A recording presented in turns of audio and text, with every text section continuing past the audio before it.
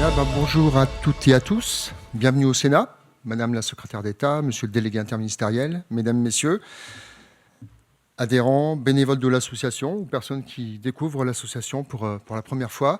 Je suis très heureux de vous accueillir ici au Sénat pour ce colloque autour du 20e anniversaire de la loi handicap de 2005, vu sous l'angle de la dyspraxie ou trouble développemental de la coordination. Donc moi, je suis le président de l'association, Vincent Marron. Je vous présenterai notre association dans un petit moment. Après, nous aurons 3 tables rondes. Donc, une première table ronde sur un rappel de cette loi du 11 février 2005, les objectifs de l'époque, est-ce qu'ils ont été atteints, est-ce qu'il faut écrire une nouvelle loi ou pas, voilà, nous en débattrons.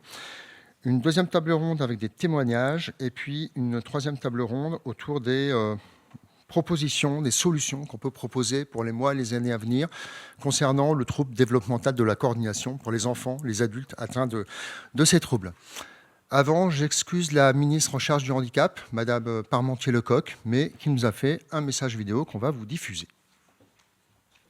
Mesdames et messieurs, cher Vincent Marron, président de Dyspraxie France 10, je regrette de ne pouvoir être avec vous aujourd'hui pour ce colloque, mais je tenais néanmoins à vous saluer toutes et tous et à vous présenter quelques orientations qui guideront mon action gouvernementale conformément aux priorités fixées par le président de la République dans le cadre de la dernière conférence nationale du handicap.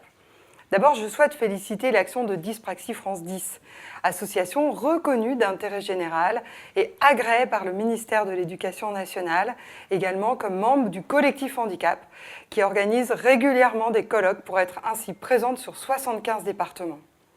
Votre association agit avec responsabilité et détermination pour faire entendre la voix des personnes concernées, pour améliorer le diagnostic, l'accompagnement et la qualité de vie de celles et ceux qui, chaque jour, doivent faire face à ces défis. Nous savons aujourd'hui que ces troubles ne sont ni une fatalité, ni une simple difficulté passagère. Ce sont des troubles neurodéveloppementaux qui nécessitent une prise en charge adaptée et surtout une société mieux informée et plus inclusive. Ensuite, ce colloque prend appui sur des travaux de recherche et c'est essentiel d'amplifier la dynamique de recherche, d'accélérer les connaissances auprès de tous les acteurs de terrain et de faciliter le développement des innovations, notamment celles en lien avec le numérique ou les nouvelles technologies. À sa manière, ce colloque participe à la stratégie nationale pour les troubles du neurodéveloppement en permettant une meilleure sensibilisation de la société dans son ensemble. Les recherches scientifiques ont permis des avancées majeures dans la compréhension de ces troubles et ont ouvert la voie à des stratégies éducatives d'accompagnement plus efficaces. Mais malgré ces progrès, force est de constater que de nombreux obstacles persistent, je le sais, notamment un manque de formation des enseignants, des diagnostics tardifs, des adaptations pédagogiques parfois insuffisantes, une reconnaissance encore trop partielle des besoins spécifiques des personnes dyspraxiques et des représentations souvent erronées de ces conséquences et de ces troubles. Aussi, je suivrai vos travaux avec intérêt et je vous invite à me transmettre vos conclusions et les actes de ce colloque. Enfin, je souhaite d'ores et déjà vous rappeler 3 engagements qui répondent, je le sais, aux attentes des personnes concernées et de leurs familles. D'abord, le dépistage systématique et précoce des troubles dès la maternelle et le début de l'école primaire, afin de permettre une prise en charge adaptée le plus tôt possible et d'éviter des parcours scolaires chaotiques. Une formation enrichie des enseignants et des professionnels de santé sur ces troubles. C'est d'ailleurs une des mesures annoncées lors du CIH du 6 mars dernier sur la formation des enseignants et l'outillage des équipes. Et je n'oublie pas la formation des médecins, en priorité les médecins de famille ou de ville. J'entends dans ce cadre faciliter le travail entre les professionnels de santé et ceux de l'éducation nationale, travail en commun absolument déterminant compte tenu de la nature de ces troubles et de la manière dont il faut accompagner les personnes. Un accès facilité aux aménagements et aux aides techniques et humaines, notamment dans l'ensemble du parcours, qu'il s'agisse de l'école, de l'emploi, mais aussi du sport et de l'accessibilité en général. Voilà, mesdames et messieurs, ce que je tenais à vous indiquer rapidement. Soyez convaincus de ma détermination et de mon engagement à faire aboutir ces décisions et ces travaux. Détermination et engagement pour une société plus inclusive, plus juste et plus accessible. Bon colloque à vous. Alors avant de vous présenter notre association, je voudrais faire quelques remerciements. Je voudrais remercier Gérard Larcher, président du Sénat, qui a mis cette magnifique salle à notre disposition. Remercier Claude Maluret, sénateur de l'Allier, qui est de mon département, qui nous a parrainés pour cette journée. Et puis les services du Sénat, le service audiovisuel, sécurité, etc., qui se sont aussi mobilisés pour que cette journée puisse avoir lieu. Donc je vais vous présenter notre association, Dyspraxie France 10, qui est une association qui a été créée fin 2011, qui est présente sur environ 75 départements, avec 130 bénévoles, donc on est tous bénévoles, on n'a pas de salariés, essentiellement des parents d'enfants dyspraxiques, mais aussi des adultes concernés, et parfois des professionnels qui s'investissent en plus et qui ont tous une autonomie d'action. C'est ce qui donne la richesse aussi de notre association sur les territoires, et ça c'est important. Donc nous formons nos bénévoles à travers différents outils, différents temps de regroupement, des week-ends de formation. On les a fait travailler ce matin, on va les refaire travailler demain matin. Ils ne sont pas venus à Paris pour se promener. Des visioconférences, des fiches outils pour aider les bénévoles à bien répondre aux familles, aux adultes, à donner vraiment des informations exactes. Ça, c'est très important.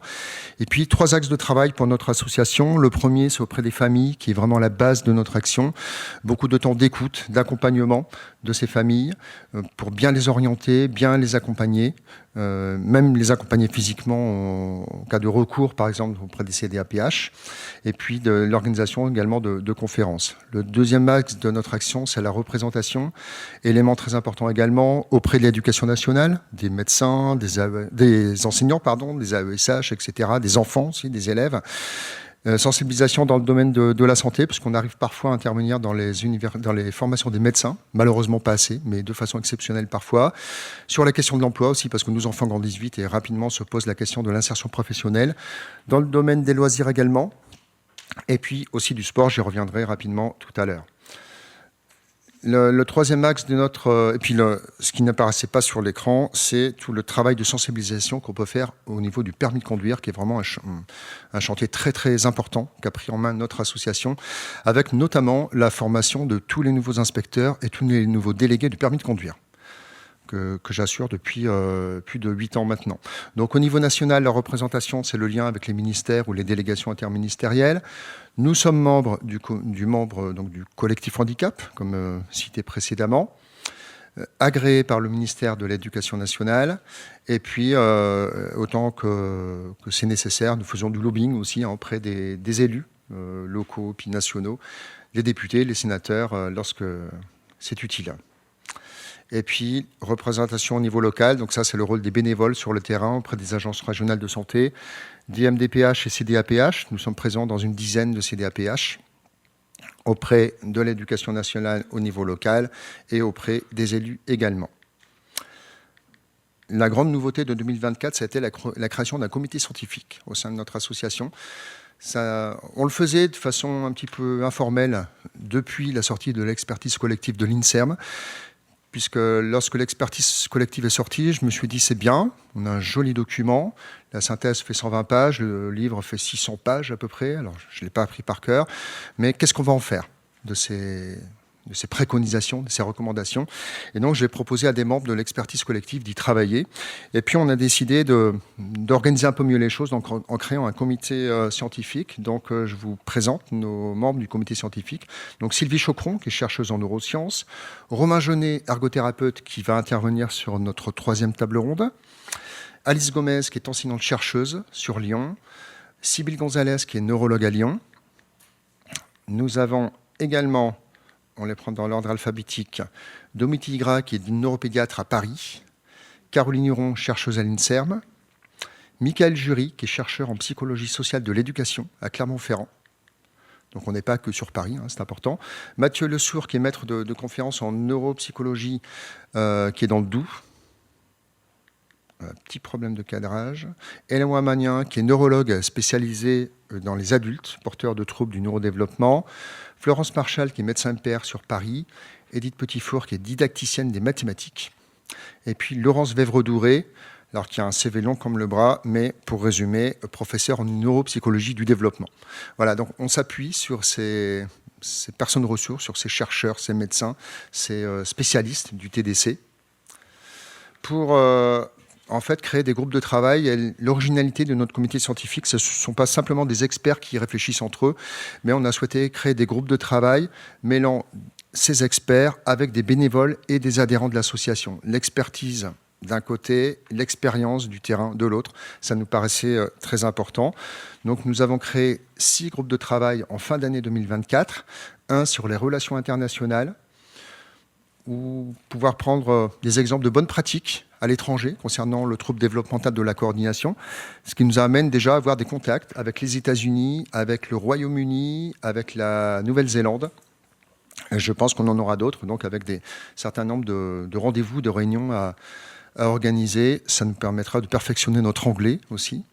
Un groupe de travail sur le diagnostic des adultes, qui est un vrai sujet. Autant pour les enfants, il y a eu beaucoup de progrès, même s'il reste beaucoup à faire. Pour les adultes, c'est extrêmement compliqué. Donc là, on est en train de mener une enquête pour savoir où il y a des médecins capables de poser des diagnostics de troubles développementaux de la coordination, éventuellement c'est pas autre chose, dans les départements, et puis de réfléchir de façon un peu plus large à la question des adultes. La question du sport également, on en a beaucoup parlé, du handisport, à l'occasion des Jeux paralympiques. Il se trouve que le trouble développemental de la coordination ne permet pas de pratiquer des épreuves au niveau international simplement au titre de son TDC. On ne peut pas faire les Jeux paralympiques simplement si on est dyspraxique, il faut avoir un autre handicap. Donc ça, c'est un sujet sur lequel on travaille et pour lequel on va discuter avec la Fédération française handisport, mais aussi au niveau international, puisqu'il faut agir au niveau international pour ça. Et puis travailler aussi sur la question de la formation des profs de sport, des enseignants de PS, et puis la sensibilisation des fédérations valides, lambda, de différents sports. Un groupe de travail sur l'inclusion scolaire, notamment on met un focus en ce moment sur la formation des enseignants, qui est un sujet récurrent, qui revient tout le temps, et important de s'y pencher avec la particularité du TDC. Un groupe de travail également sur les suites de l'expertise collective de l'INSERM, voir jusqu'où on peut aller à travers ces recommandations, pour pas que ça reste lettre morte. Le dernier, alors qui est assez particulier, en fait, c'est un groupe de travail qu'on a mis en place pour réfléchir aux liens éventuels, je dis bien éventuels, entre le trouble développemental de la coordination et les maladies du tissu conjonctif, d'autre part. Parce qu'on remarque qu'il y a beaucoup de remontées de parents qui disent mon enfant se fait souvent des entorses, il a des problèmes d'hypermobilité, hyperlaxité, etc. Donc on va aller un petit peu plus loin dans ce domaine-là pour voir ce qu'il est possible de faire. Éventuellement éviter de passer à côté d'un diagnostic, par exemple. C'est quand même un enjeu qui est très important. Donc il y a des contacts qui sont en cours là actuellement avec des médecins spécialistes de ces pathologies.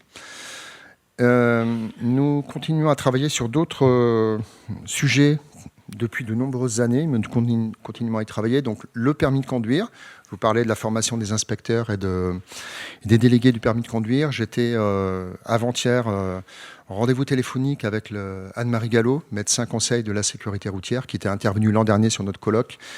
Et voilà, on est vraiment décidé à travailler sur ces différents sujets autour du permis de conduire, notamment la formation des enseignants, des écoles de conduite, la labellisation d'auto-école. C'est pas tout de dire moi je sais faire, mais il faut en être sûr pour envoyer les gens quand même avec sécurité.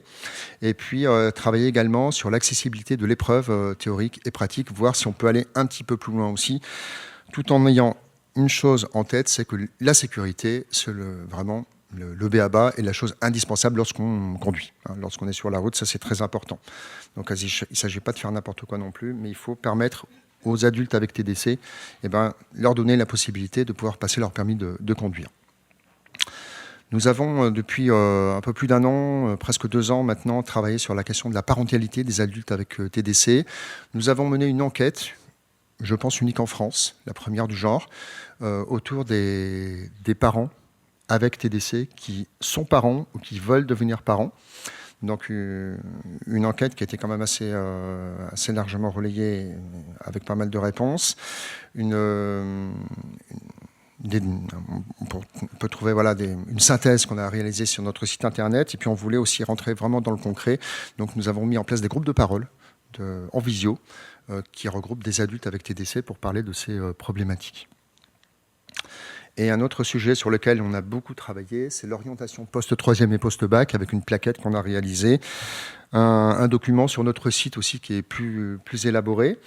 Donc tout ça, ça nous amène à travailler en partenariat avec d'autres, et ça c'est fondamental. Alors on travaille beaucoup avec l'Association nationale française des ergothérapeutes, et donc je remercie encore Romain Genet de sa présence. il y a quelques années, on a réalisé un document d'aide au repérage du TDC à l'école, à l'initiative d'ergothérapeutes. Donc on a travaillé ensemble, on l'a fait valider par la DGESCO, validé aussi par des médecins du Conseil scientifique de l'éducation nationale. Donc c'est un document qui est à disposition de tous les enseignants pour éviter de passer à côté du repérage de ces enfants. Au partenariat également avec la Fédération des Francas autour des loisirs, parce qu'il est important que l'enfant puisse s'épanouir aussi en dehors qu'à l'école. C'est un lieu où on peut retrouver confiance en soi aussi. Mais il y a un réel besoin de formation des animateurs. Moi, j'ai assisté à plusieurs réunions il y a quelques années de la mission nationale accueil de loisirs et handicap. Et c'est vrai que le TDC n'était pas beaucoup évoqué, malheureusement. Et puis donc des partenariats avec l'ONICEP autour de l'orientation post-troisième et post-bac, puisqu'on est partenaire de la plateforme Avenir. Et puis un partenariat également avec Atypie Friendly, donc qui travaille sur l'enseignement supérieur, puisqu'on était relecteur du référent établi par du référentiel établi par Atypie Friendly, donc sur la partie TDC. Voilà. Et ben ça, c'est une redite. Voilà, donc autour de la communication, alors on a la chance d'avoir deux parrains exceptionnels. Le premier, c'est Renan Luce, le chanteur, et le deuxième, c'est Pierre Lemaître, l'écrivain. Et donc, notamment avec Renan Luce, on a réalisé un documentaire il y a quelques années, Dyspraxie, le parcours du combattant. Autant vous dire que le plus simple à trouver, c'était le titre dans la réalisation de ce documentaire, et qu'on peut retrouver très facilement sur Internet. Voilà, j'en ai donc terminé sur la présentation de l'association. Vous trouverez également des plaquettes. On a édité un certain nombre de plaquettes thématiques aussi. C'est important de communiquer autour de ce trouble-là. Donc nous avons un groupe Facebook qui regroupe 10 000 abonnés, un site web bien entendu, et une page Facebook. Donc l'investissement total, quand même, je vous donne 2 chiffres pour terminer. Des bénévoles de DFD, c'est 12 000 heures de bénévolat chaque année, certainement sous-évalué, et 40 000 km de déplacement. Donc vous voyez, une activité quand même bénévole extrêmement importante.